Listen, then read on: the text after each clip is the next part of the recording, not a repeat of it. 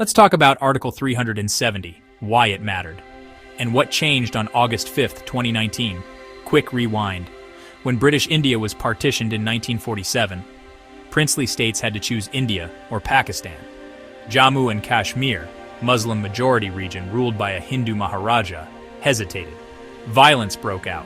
The Maharaja signed an instrument of accession to India. It was limited and conditional, tied to defense, foreign affairs, and communications. The Maharaja promised a future decision on the region's status.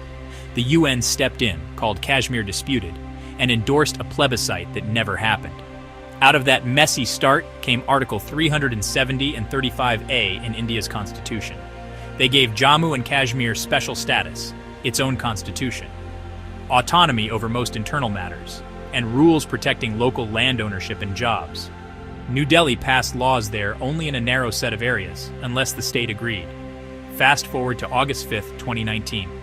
The Indian government revoked Article 370 and 35A. It split the state into two union territories, Jammu and Kashmir and Ladakh, and brought them directly under India's union structure. Delhi framed it as integration, development, and uniform rights. Pakistan's reaction was immediate.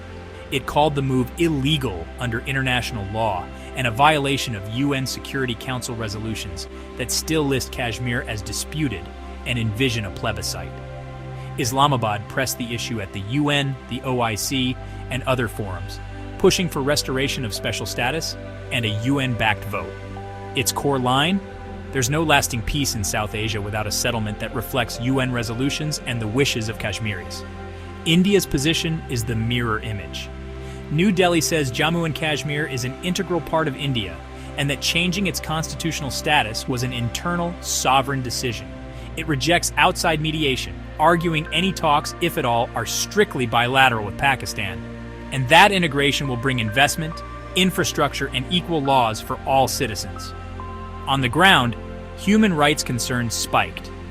In 2019, authorities deployed large numbers of troops, imposed curfews, detained political leaders and activists, and cut mobile internet and cable lines for weeks.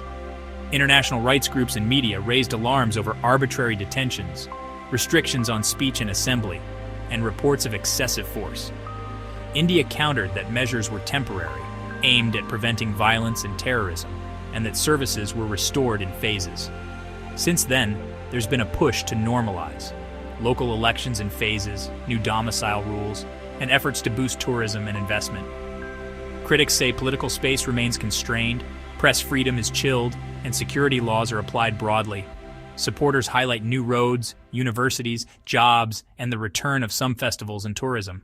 Both narratives exist, often at the same time. What hasn't changed is the core dispute. The line of control still divides Indian-administered and Pakistan-administered areas. Cross-border tensions flare, then cool. The story is complicated because the people and histories inside it are too.